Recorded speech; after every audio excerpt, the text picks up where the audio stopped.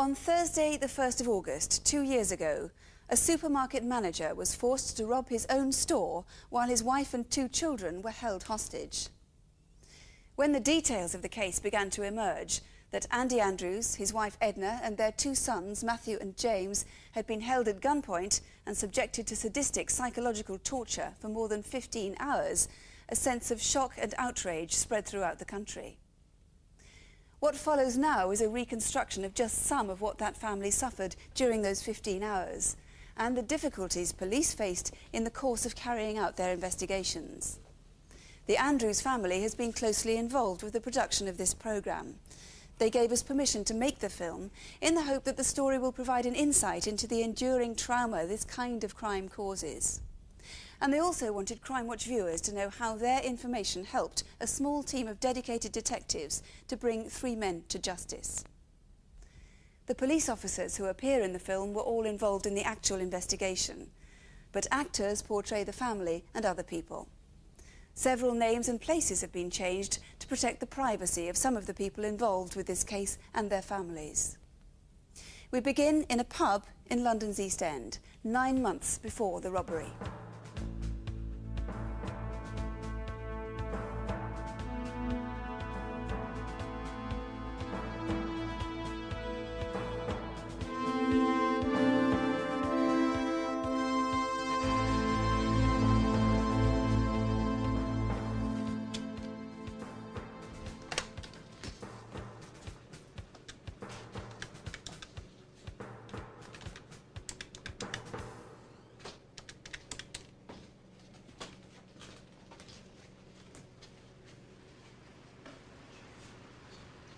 Jack Marsh?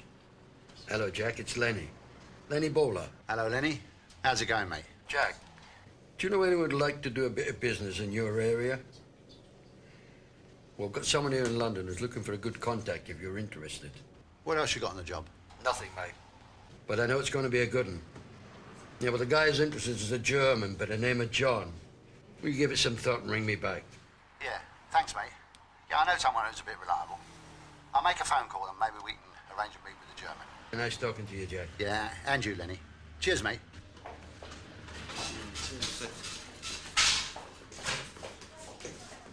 Jack, go and play the machine.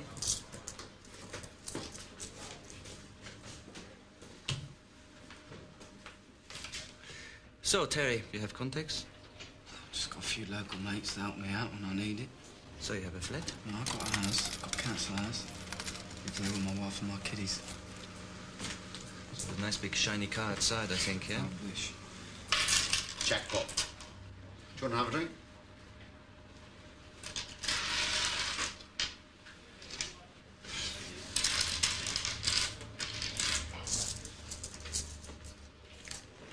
So, Terry, maybe you can do some things for me, yeah?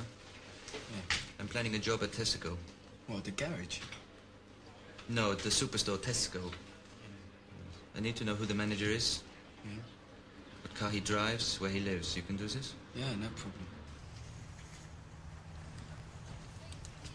Yeah, that's the manager of Tesco's there. No, it isn't. He hasn't got a moustache. It is. No, it isn't. Jack, get back in here.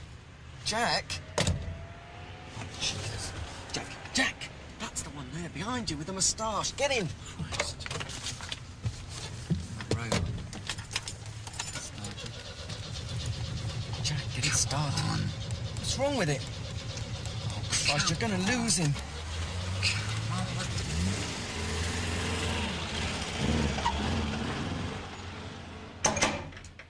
I'll get it. Oh, me? Get over there! Get the others! Shut up! Shut up! You, get over here! On the floor! Come on, get over here! Get down! Other rooms! Come on, move He's it! in the other rooms! He's just a boy. Get Quickly! Get in there! Move your ass! Get up! Get over there! Sit down and shut up! Sit down! Sit down as well! Get your eyes down! Don't look at me! What do you want? Do we have all the family here? No. Don't look at me. My son Matthew, he's out at a party. What time will he be back? I'm sorry, I don't know. Soon. I didn't know at that stage the reason for these people being in my home. And that was frightening, and I make no bones about that I was petrified. And these guys were using their weapons freely, very cockily, and I mean, went on throughout the evening and the morning, when the gun was put beside my ear, in my groin, in my stomach, and it just with a sadistic laugh, as I say, look, I know you're scared, mate, you know, but, you know, I'm just going to continue. Get up. Keep your eyes down. It went on, and it just seemed to get worse. We were just being put down to a level where we had no pride whatsoever. We were really pushed down, and that really, really did hurt.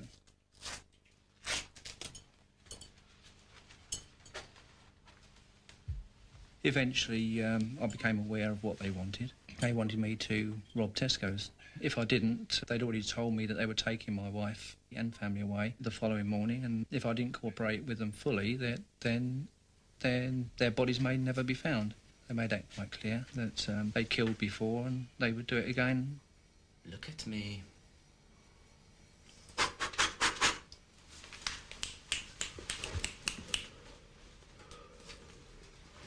Look at me. Bang.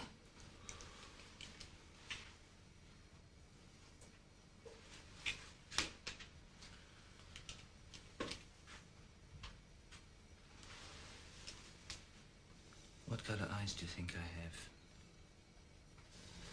Brown. What colour eyes do you think I have? Blue. Blue.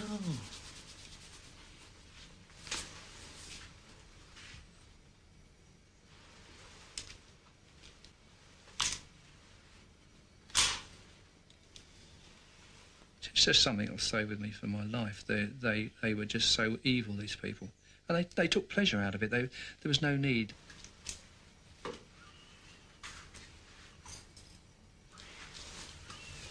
And how tall do you think I am? 5'10". Try again. 6 foot. 6 foot, I think, yeah.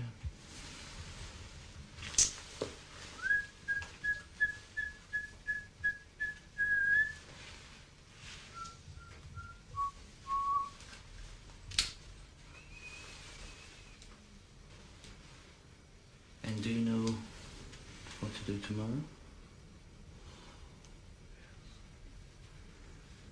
Do you know where your wife is? No. No?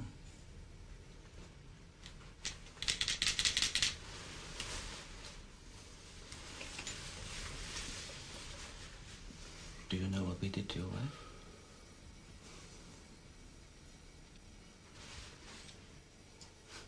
Do you? No. You do not even know where she is, do you? Perhaps she's dead? Oh dear. Perhaps she's been shot.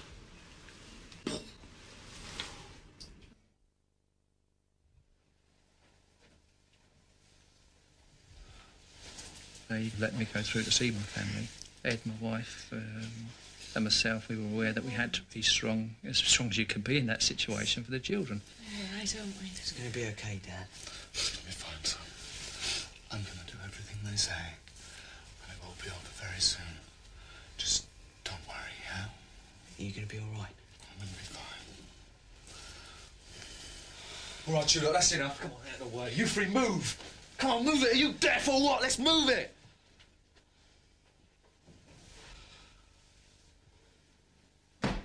At that stage, I just broke down. I just couldn't handle the initial pressure that I was under. I just tried to put it together in my mind, what they went through in that room. And I just had some pretty evil thoughts about those three people that were in my house. And I still do. You know, I just wish that I had the guts to give them 5 minutes of the fear that they've given us. Just 5 minutes.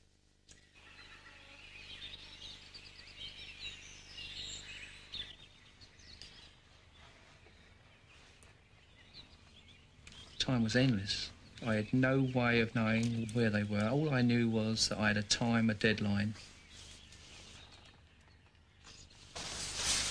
I just thought about ringing the police, ringing various people I knew, but then I just changed my mind, because forefront of my mind was the safety of my family. To my mind, I just knew that I had to do what I had to do. I was never going to deviate from that.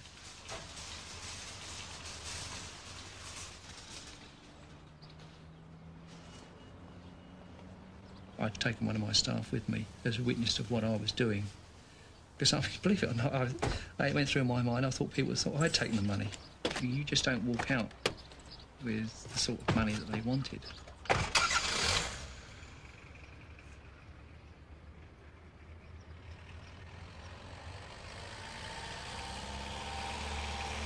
I was told to drive my car to DIY car park in Ipswich and leave it there with the keys under the mat.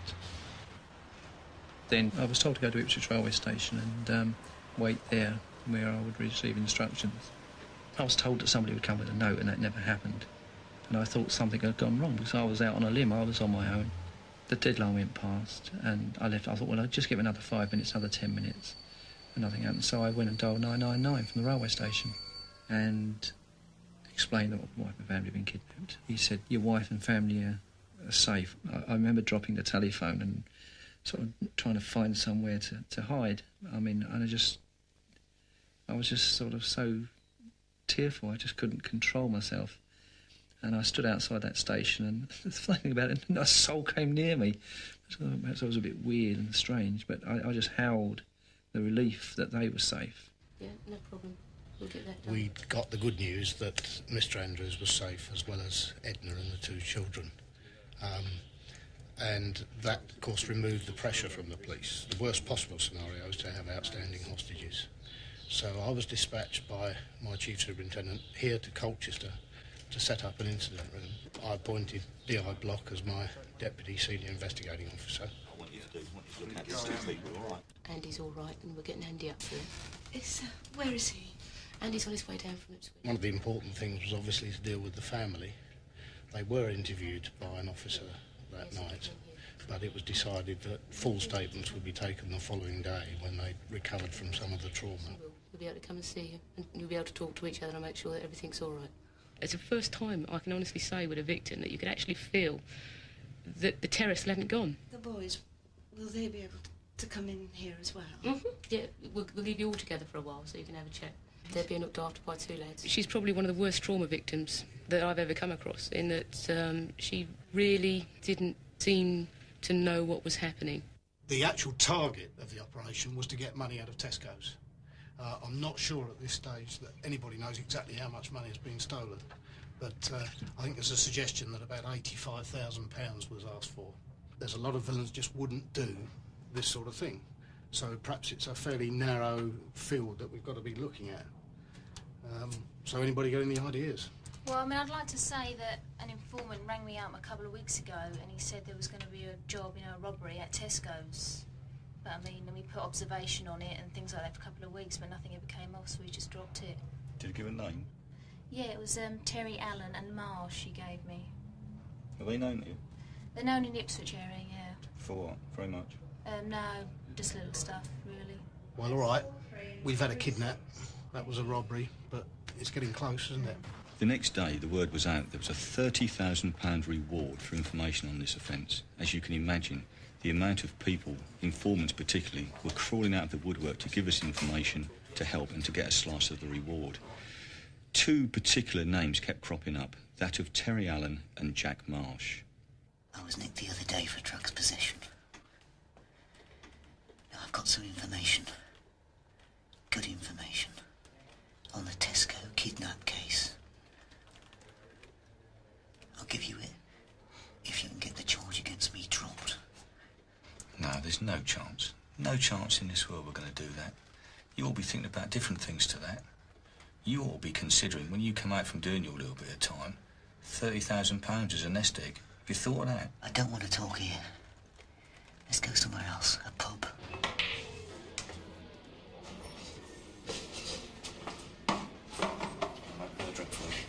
John, what's all about then? What about my guarantees, eh? Nothing's changed. The same as yesterday. Take it or leave it, really. Right. I've got 3 bits of information for you. Yeah. Names. Jack Marsh, Terry Allen. What else you got? As far as I know, the job was set up in London. What else? Yeah, well, the third thing is, I know Terry Allen's got all the gear stashed up at his house. And that he's expecting a package from London. What's in the package? Money, mate. It's his cat. Great. We immediately set out camp at the post office in Ipswich. We had a warrant signed by the Home Secretary authorising us to do so, and we just waited for the package to arrive.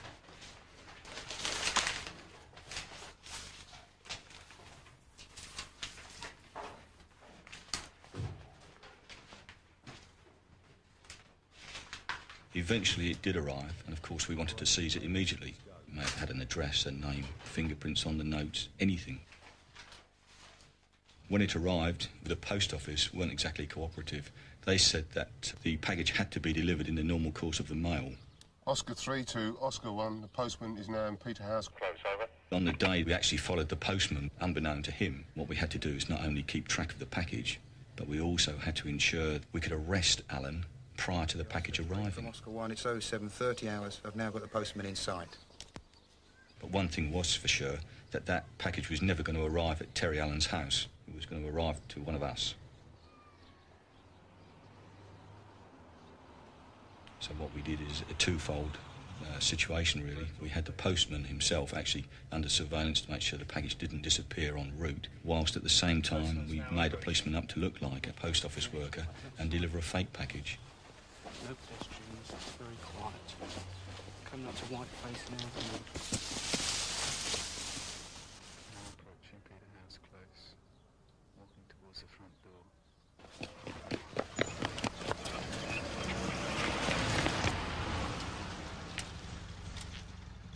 Van's now in position.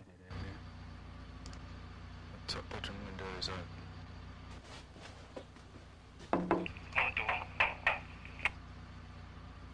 Now knocking on the door. No sign of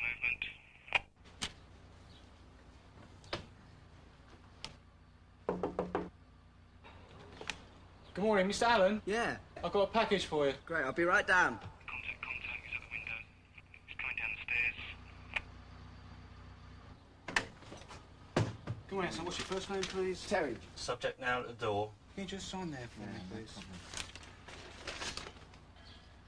There you go. Fine, thank you. There you go. Oh, please, get your hands up! Get him up! Get him up! Oh, police officers, take control!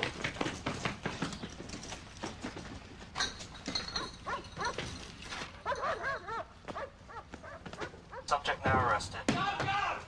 Now in the van and away. No problems. At the time that Alan was arrested, there was a further operation in the Ipswich area to arrest about 10 people who were on the periphery of this offence. The object being to arrest everybody at the same time. This prevents contact between possible defendants and information being imparted or indeed evidence being lost between each of the people involved. Keep the noise down, please.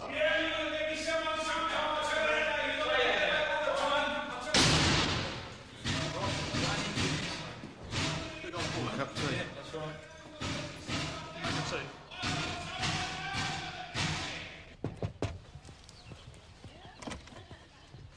Jack Marsh. What's this? Hello there, I'm Nigel Will from Colchester CID. It's my colleague Tim Jest. So we are. So what is it? I've got to arrest you, Mr. Marsh, on suspicion of kidnap at Tesco's, the manager of Tesco's earlier this year. Look, Terry introduced me to the German, right? And then Terry asked me to help me out watching the Tesco manager. That's all there is to it. That's not true, Jack, is it? Yeah, that's it. That's the lot. No, it's obviously what you've done for the last 40 years of your criminal life, and it's slip and slide about. You want a deal from us. That's nothing to do with this. And you can't even tell the truth now, can you? That's it. I didn't know the German from Adam, did I? I've got nothing to do with this. I don't even know what you're talking about. It's got nothing to do with it. I didn't do the job. You know that's not true. You know it's not, because we've said enough to you already to indicate to you that we know an awful lot about it. Yeah, I know, That's but... right, Terry. Yeah, all right. What do you know? A lot of people have talked to us because of the money that's being offered. Yeah, I know that. Look, I wouldn't kidnap anybody. You know I wouldn't do something like that. Most I've ever done is nick some bloody leather coats. Look, Terry, this is kidnapping. It's not burglary. It's not what you're usually in here for. You know the difference, don't you? Yes. And you know the consequences of the difference. Yes. Then start thinking for yourself. It's no use sitting there saying, I don't know what you're talking about, I don't know what you're talking about. £30,000 was offered for information. People will sell their mothers for that, and they'll certainly sell you, and they have done.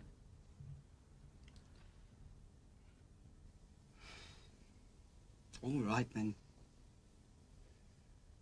This old mate of mine, Jack Marsh, introduced me to this German geezer. He wanted to do some business. What sort of business? What do you think? Well, it obviously wasn't straight. What did you think it was? Well, I didn't know what it was. I've known Jack for ages. He's an old mate of my dad's. Often tries to help me out, put me in some work. We never got any money, me and my wife. Anyway, he introduced me to this German geezer in the pub. He was called John, that's what they called him. He told me to go to the Tesco superstore and find out who the manager was. And find out the registration number of the manager's car. How'd you contact him, then? I never contacted him. He always contacted me, always phoned me. Just like that? Yeah, and just... you accepted that? He just used to lounge around in my house. Oh, well, just lounge around. Had nowhere else to go, but he happened to come from London. And his name's John, and he's German.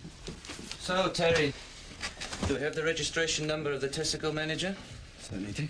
That's good. Yeah. Me and Jack went and got it. I don't want Marsh involved.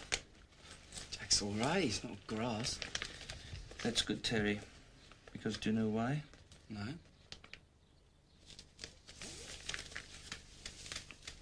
I detest grasses. I have thrown acid in the face of a grass. Do you understand? Yeah. And it's not just the person that suffers, it's the family too. That's the best torture, I think.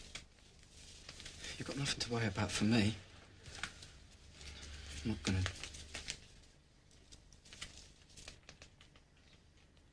you want a cup of coffee, then? Black, no sugar. Okay. He scared the bloody wits out of me, that man.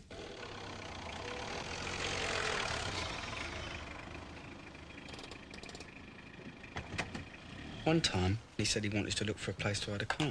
We drove around for a couple of hours till we found somewhere. Here's some sweets for your kids. Don't worry, they're not poisoned.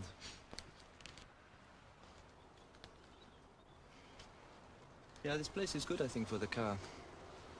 Terry, I want you to steal me a car. Hey, I wouldn't know how to. I'm not a car thief. Must be fast, modern, 4 doors. Yeah, but like I told you, I wouldn't begin to know how to steal a car. Steal the car. Look, I don't want to be involved in this anymore. I'm not going to say a word to anybody. Of course I'm not, but I want to get out. It's a bit late for that, I think.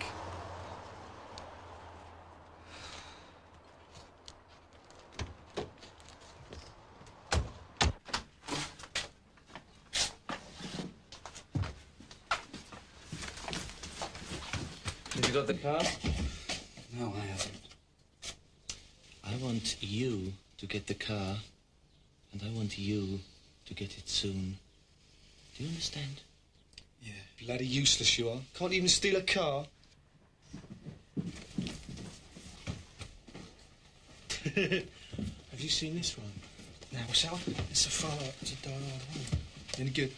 No, it's crap. Listen, John, I can't do this anymore. I've got to get out now. Prat. Just get the car and get it soon. Nice missus and kids. Best keep it that way, eh?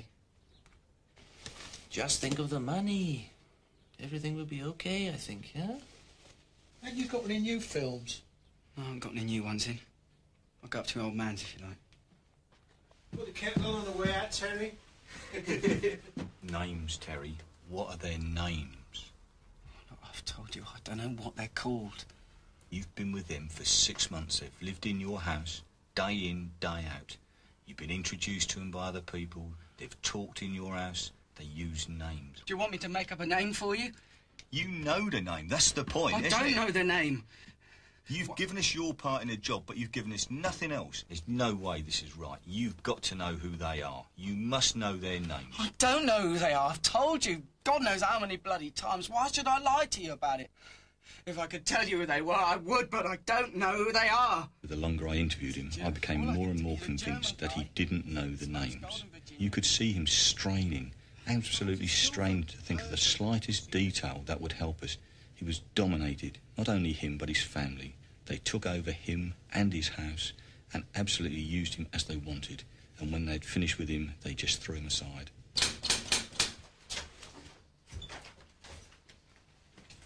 Leave the door, mate is coming.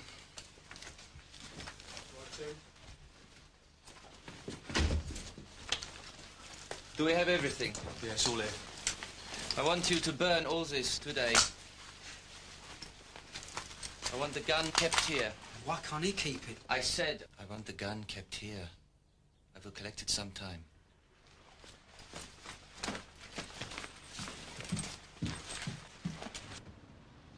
Later on that day, he told me to drive the Tesco manager's car, which was parked in the DIY car park. He told me to follow him, and I couldn't drive it properly because it was an automatic.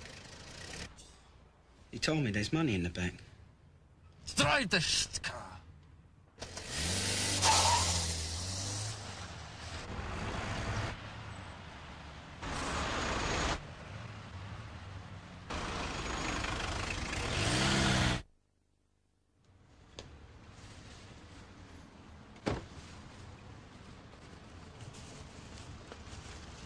Put it in the boot and take your gloves off.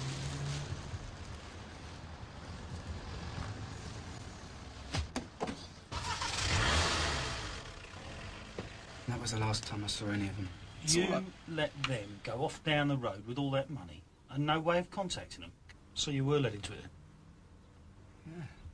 So why did you go bragging? I wanted to make out that I was like one of the big time. Like for once in my life, I've been one of the bloody big boys. What mess it's got me into. Yeah, try these ones, E27. E27, so we'll give that a go and see what we've got. Look, we've already had these, Terry. How many more times do you want to have a look at them? Look, I'll put them in again and have a proper look. Now, before you say no, take the thing and have a look at it. No, it's not right. You haven't even looked at it. I've already looked at those twice. They're nothing like those. I don't know, we've been here an hour and a half. Do you like them? Do you want me to put them in? Yeah. All right, OK. What do you think to that one? Goggle eyes. Well, they've all got big eyes. Pages you want are the first 2 pages for the deep set eyes. Or for the big eyes. Big round. What about these ones? E28. I don't know if we've actually had that one out or not. Let me have a look.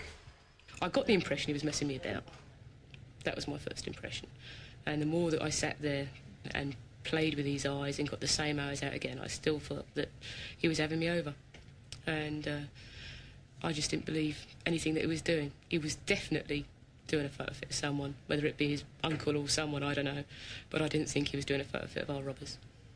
He's got to be telling the truth. There's no doubt in my mind at all. It's got to be right what he's saying. I mean, even a toy dog given to his kid by this German. He said the prints will be on the batteries. I mean, those are not the actions of a person who's trying to have us over. Me and a lot of the members of the team, we're still not 100% sure. Is Terry telling us everything right? We've got nothing. Nowhere at all. Yeah, but that's policing. All right, police intelligence and police work has got us nowhere. Perhaps it's time we broadened it. You mean, do we go to the press? Why not go to the TV? How sure are we? 80%, 90%, 100%? All the way. Now, let's be fair, if we haven't got him, we've got nothing anyway. The man we refer to as the German was believed to be using a Land Cruiser type vehicle from January to about July, and also a Peugeot colour silver 205 GTI. Not necessarily a Toyota Land Cruiser, but that's the best description you've got, is that right? The nearest we can get. Probably disposed of the vehicle around the time. It's a Crimewatch, OK. Yes, I'm a car dealer, and I think I know who owns the Toyota Land Cruiser and the Peugeot.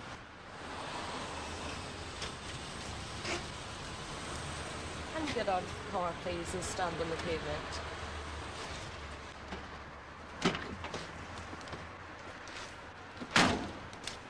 Why the hell are you stopping me? I've done nothing wrong. Don't take that attitude with me. You've been stopped. You weren't speeding. It's a routine stop. Can I see your documents, please?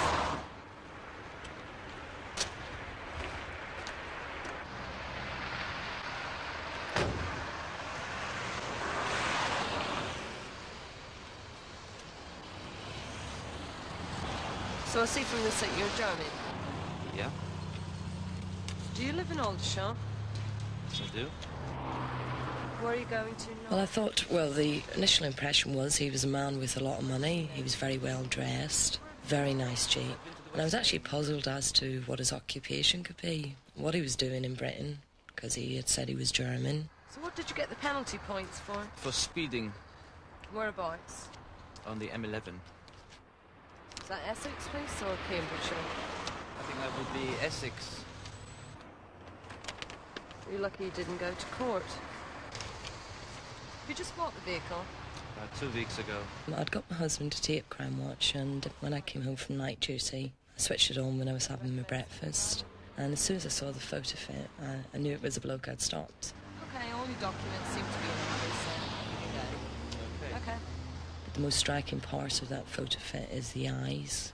They just sort of like stand out from anything else. And I told my husband about it, and he said, well, ring up Crimewatch. So I rang up the Essex police number and gave them the details.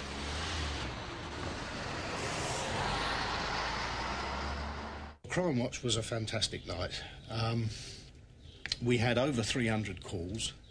On the night at the studio, it was impossible for us to actually go through all those calls to actually analyse what we got. But we all felt quite confident that in those calls somewhere were the ones that would give us the German. Hello? Hello, Annie, it's Carl. Sorry to wake you. I had to leave early. Listen, I need you to get me £500 this morning. Carl, what do you want with £500? I just have to pay some men off at work. There's big cash flow problems here. Can you meet me at the bank at 9:30? Okay. No, it's better. We meet outside Lewisham Rail Station, okay? Lewisham Station, 9:30. Listen, I have to tell you I have some trouble at work just now. I have to go away for some time, I think. What do you mean? What kind of trouble? Just complications, some problems. I need some time. Well, can I come with you? No, you cannot come with me. It's not as if we are so very happy together just now. I don't think. So what, that's it? After 5 years, that's it, just like that? Shit. I just need some time for myself, okay? I think this is good for us.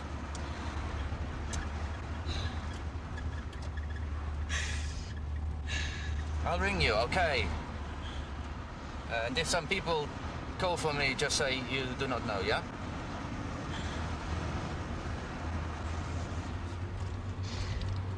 Will I see you?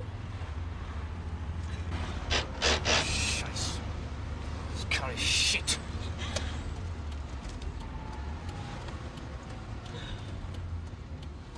I have to drop you here, I'm sorry.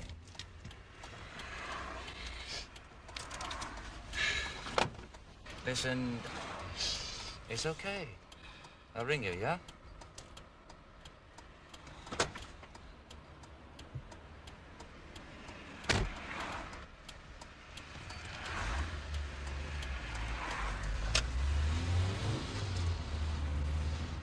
On the Saturday following Thursday's programme, when we actually went through each call, I could see that there were 3 calls, the car dealer call in particular, that were talking about the same address. We dispatched a surveillance team down to that address as quickly as we could. From the OP, there's no change, no change. This is getting a bit boring, isn't it? He's a bit... She's in here, isn't she? Sure of that. I'm saying him.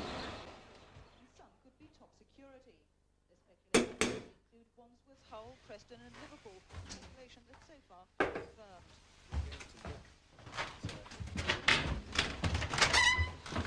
How dear's the police?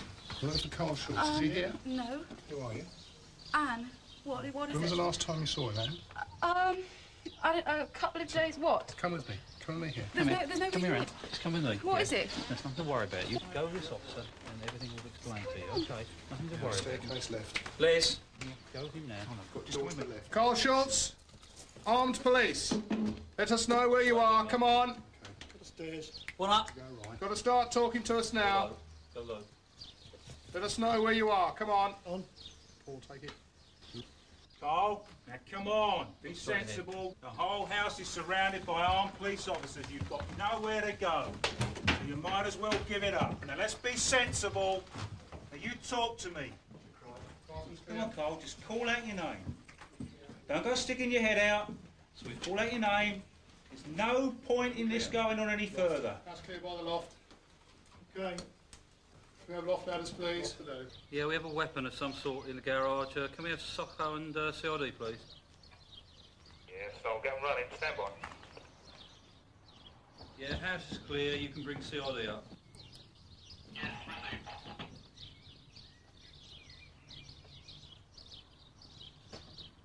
Does he keep any diaries of telephone numbers that we might be able to... How can you contact him? I don't know where he is. I don't know where he is. He's got a book and he keeps his numbers there. I never see it. He takes it with him all the time. Well, he must give you some idea where he goes to. Sometimes he goes to Wales. Well, Wales is a big place, and where in Wales? I don't know. What sort of vehicles he got at the moment? It's a Daihatsu. Daihatsu what? It's one of those four-wheel drive things. It's silver. What, a Jeep type vehicle? Yeah. When did you last see him in that? Friday.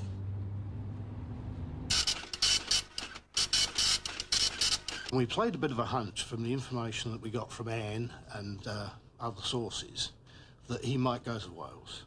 So I had a telex message sent to the Mid Wales and North Wales police forces asking them to search for the new four-wheel drive vehicle that he was using.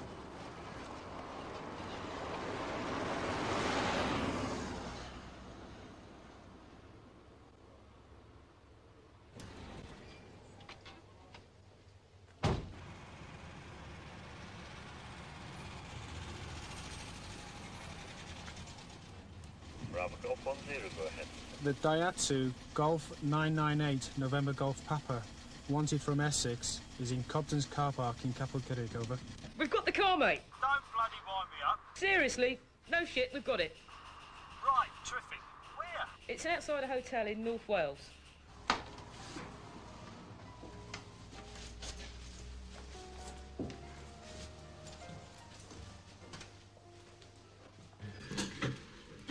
Two pints of bitter and a pint of lime.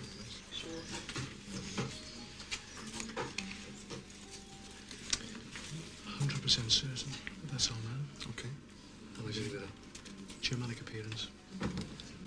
He looks very much like the photograph. Okay. Are we going to arrest him now? We stick to the plan. Okay. When are you going? Where are you going? I can't say. You have to ring me. We're going to have to find out who the licensee is. Yeah, we'll pick that up later. We'll speak to one of the bar staff and plug it out later. I've got a good view of them if they find a move from the present position. Cheers, mate. Good news.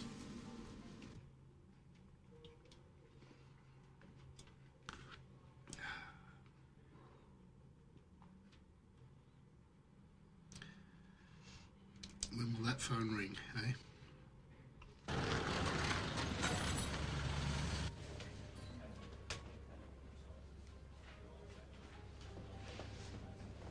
Barry Jones. I'm just confirming that the subject is now leaving the Cobden Hotel. She's forgotten her bag. Excuse me, this girl's forgotten her bag.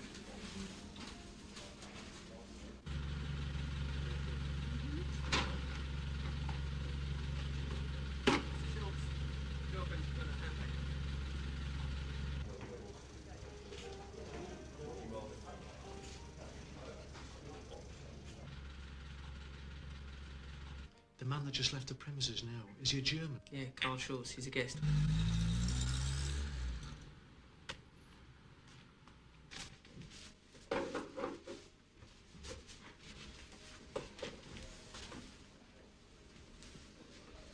Thanks for the bag. Hey, don't thank me. Thank those guys over there. You like it with the bag? Hands on your back. Come on. Police officers, you're under arrest for kidnap. You're not obliged to say anything unless you wish to do so, but anything you do say may be taken down and given in evidence. Oh, you've been watching too much TV, I think. He was the ringleader and the main man, and I felt tremendously relieved. My wife, Ed, she wasn't at all relieved. In fact, she said she felt much worse because she had, for some reason, had it in her mind that he, being a devious person that he is, would somehow convince them that he wasn't involved and he'd be out and come back for us. My task was to go with 2 other officers to North Wales to collect the prisoner who I knew as Carl Schultz and to return to Essex. I've got no doubts in my mind that he would have made an attempt to escape. Because it's a very vulnerable time, long journey, and he has all the time to plan, and we have all the disadvantages made to us. So I made a deliberate ploy of sitting central to the back seats and having physical contact with him at all times. 2 reasons. 1, that takes that aura away from him a little bit, and 2, any slight movement that he would have made, I was in a position to react to it.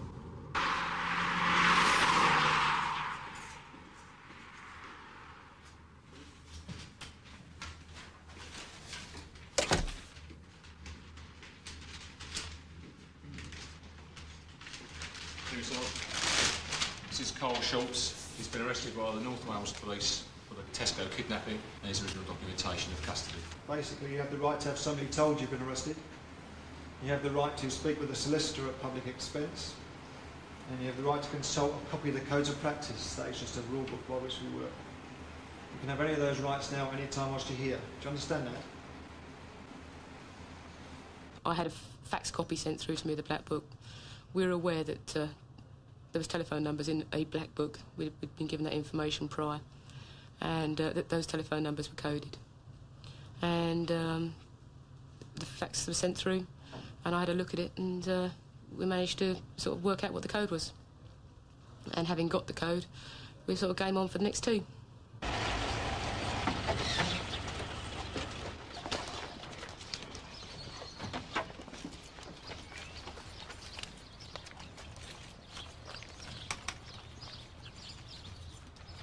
Oh dear, is Sean and Robert in?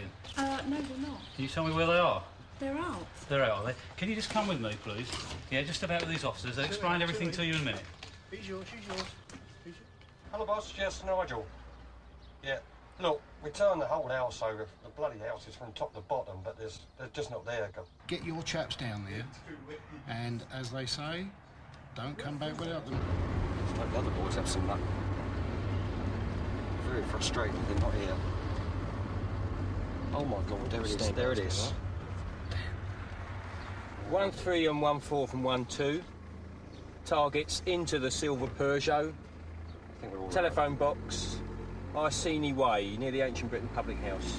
Receive over? We're all right. See the thing, not a thing. We're Iceni Way towards Avenue. 1-3, spot a target vehicle right behind you, mate. Receive. He's going around here. I can't believe I ain't seen a thing, have I? To the junction with Layer Road, and we have a right to Layer Road. I'm talking if I sit here too long. Yeah. Tell Mark to slow back a bit. 4 with you, 306. Right, he's almost there. Receive 1-4. 1-3, outside of lead car. 4 with you now. Receive 1-4. I think the set lights. 1-3 with you.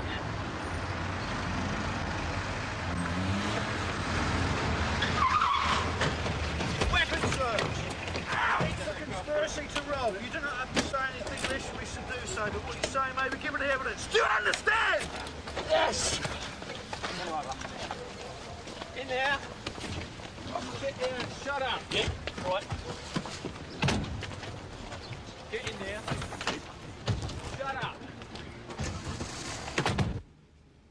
Do you know, there's only one thing that I find worse than death itself, and that's the fear of death. And you maintained that fear with that family for 15 15 hours. And now you haven't even got the balls to look up.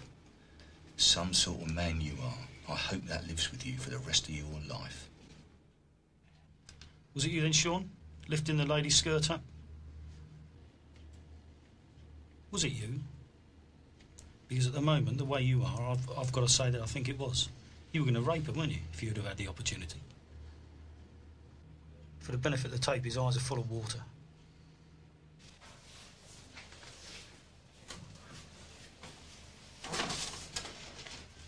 What are these going to tell us? I think you may get a surprise. Surprise? What, here in Germany? It's for you to find out. I'm sure we will. Right, cock your hand up, please. That's it. Can we just draw it across the roller? So, lift up. Thanks. Do you admit you're John Calton? No comment. You see, we now know who you really are, John. I'll call you that, as that's the name you were born with. You're John Calton from Sheffield, aren't you? You were born in Sheffield, went to Wanwell Primary School. Is that true, John? Served in the army? Parachute regiment? Obviously couldn't hack it, because you came out.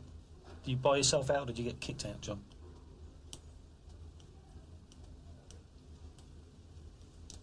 Did some building society robberies in London?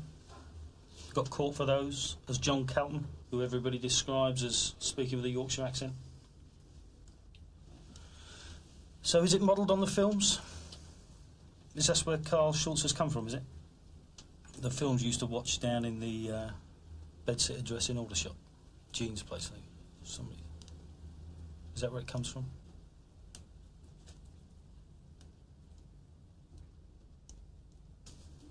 For the benefit of the tape, John Calton's holding up a piece of paper which has the words "no comment" and a picture depicting a coffin with "died of 1990," the last digit left blank, and the words "Marsh, Allen and all police informants." Well, why still try and intimidate us? We know you're not Carl Schultz. You obviously don't even speak German, do you, John? Talk to me in your native tongue, John. You don't, do you? No comment. No comment. If Mr. Andrews hadn't complied with your demands, would you have harmed the boys or shot the boys or Mrs. Andrews?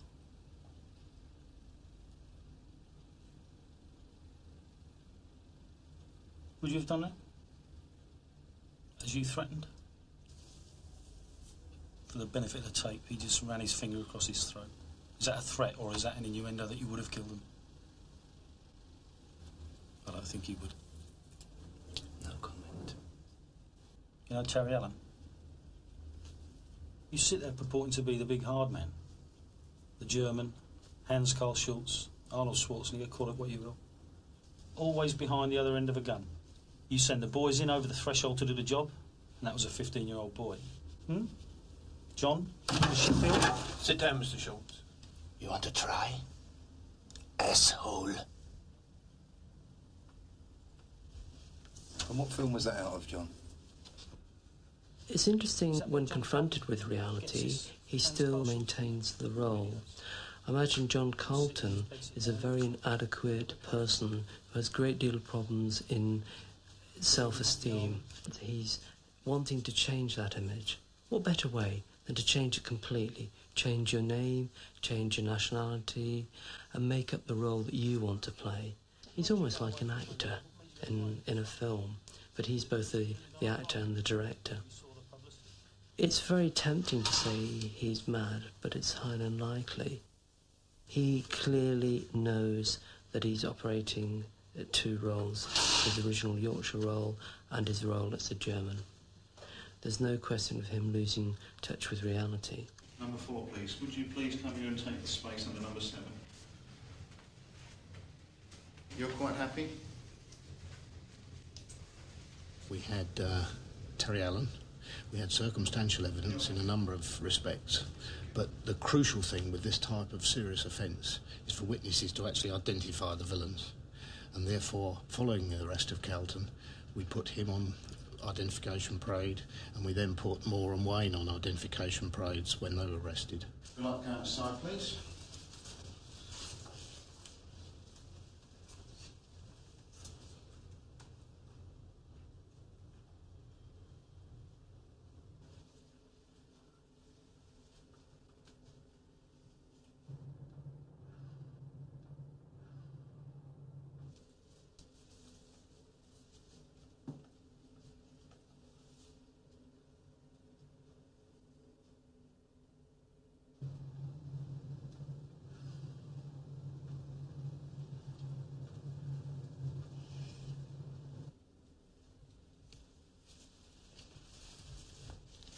you made an identification? Yes. Which number, please? Number 4. We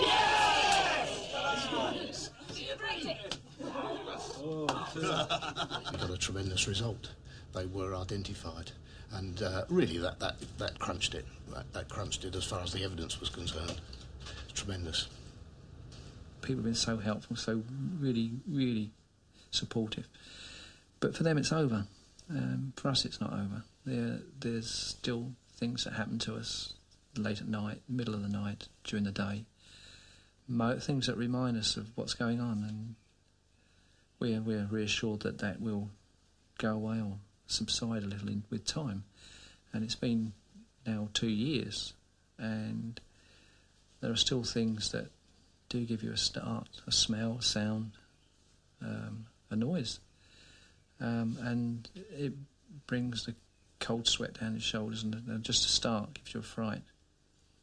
And just wish it was not there. Just wish it we could turn back the clock 2 years and we could have avoided the situation, because those people have affected our lives. I mean, for the rest of our life, that it might diminish, but it won't go away. It can't. If ever there was a case where I am dealing with men who are dangerous and from whom the public need a long period of protection, it is you three. You carried out these brutal, cruel robberies and the kidnap of honest, ordinary, decent people, using vile cruelty in which you showed no mercy, and you can expect little from me. Carlton, you will go to prison for 25 years.